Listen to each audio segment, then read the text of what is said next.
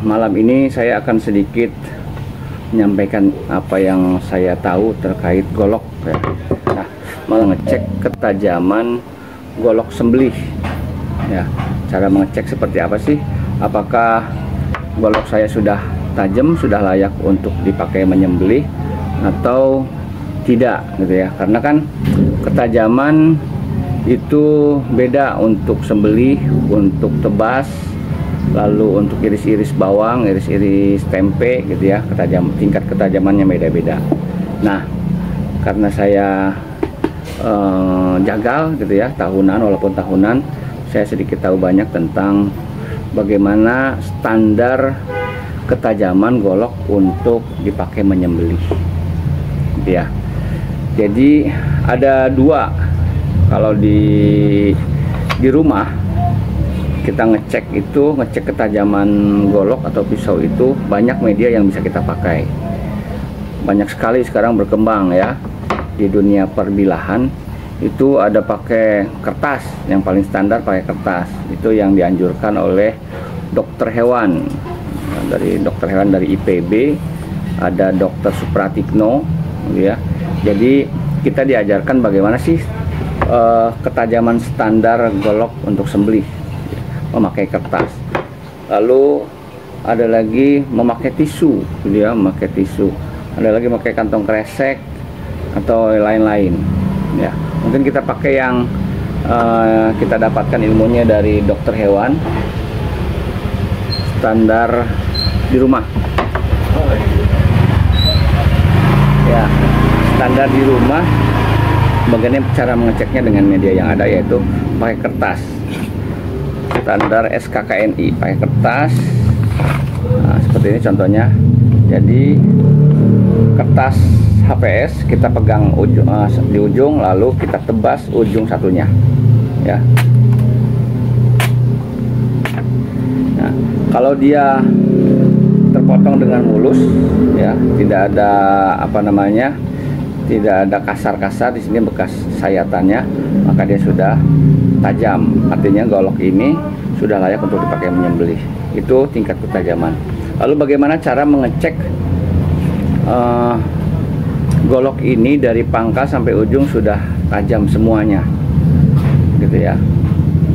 Karena bisa jadi ketika kita mengasah, ada salah satu bagian yang microchipping istilahnya, chipping kecil, serambut gitu.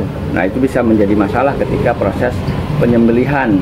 Minimal si sapi itu kaget gitu, kan kena yang chippingnya. Bagaimana cara ngecek microchipping itu?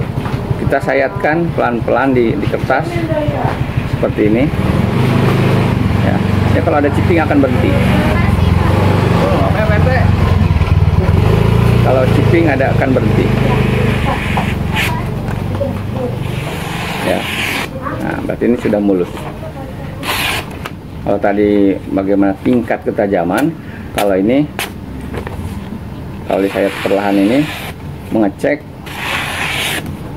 kondisi mata bilah dari pangkal sampai ujung, apakah ada chipping atau tidak. Nah, golok ini sudah mulus ya, insya Allah sudah tajam, sudah layak sembelih. Itu yang pertama.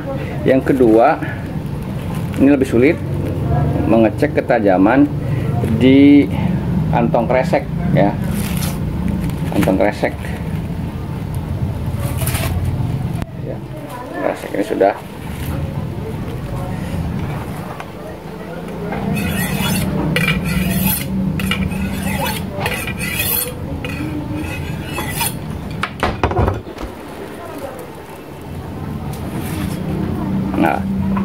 sangat tajam kantong kresek.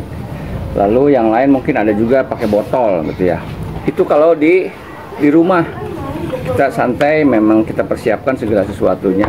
Tapi bagaimana kalau kita mengecek di lapangan, di kebun, di lapangan, di masjid, di mushola, ketika kita berhadapan dengan sapi, kambing, berhadapan dikelilingi oleh masyarakat, panitia.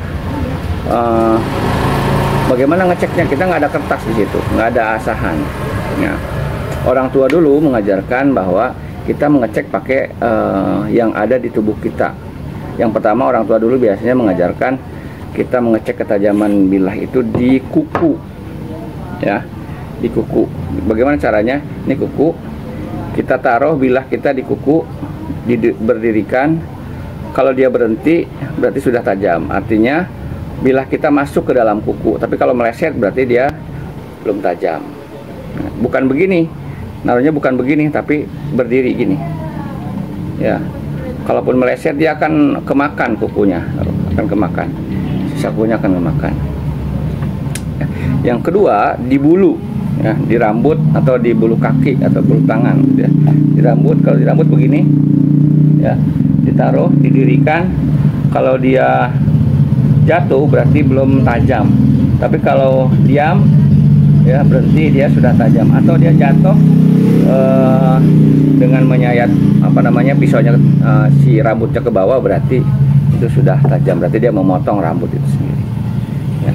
Itu jadi kenapa sih kita harus tahu golok itu sudah layak atau belum? Karena pertama, ketajaman itu disyariatkan, ya. Kata Rasulullah, maka tajamkanlah pisaumu ketika kita ingin menyembelih. Makanya kita harus tahu seberapa tajam pisau kita, seberapa layak pisau kita. Kalau kita tahu bahwa golok kita atau pisau kita belum tajam, maka jangan dipaksakan, karena dia akan menyiksa hewan. Tidak keserawan kalau kata dokter hewan, tidak mensejahterakan hewan, ya. Karena sesuai dengan penelitian bahwa ketika golok kita tidak tajam, alat sembelih kita tidak tajam, maka akan terasa sakit, akan menyiksa. Tapi ketika golok kita tajam, maka tingkat kesakitan terhadap hewan itu akan sangat minim, bahkan mungkin tidak ada. Karena ketika kita tajam, goloknya tajam, maka akan sangat cepat ketika proses penyembelihan. Maka ya, itu yang pertama. Yang kedua, bagaimana kalau kita tajam? Maka kita harus juga tahu bagaimana cara menajamkan. Artinya kita harus tahu cara mengasah, gitu ya. Nanti akan kita bahas lagi bagaimana cara mengasah, menajamkan alat sembelih kita, pisau dan golok. Mungkin itu saja, mudah-mudahan bermanfaat. Assalamualaikum warahmatullahi wabarakatuh.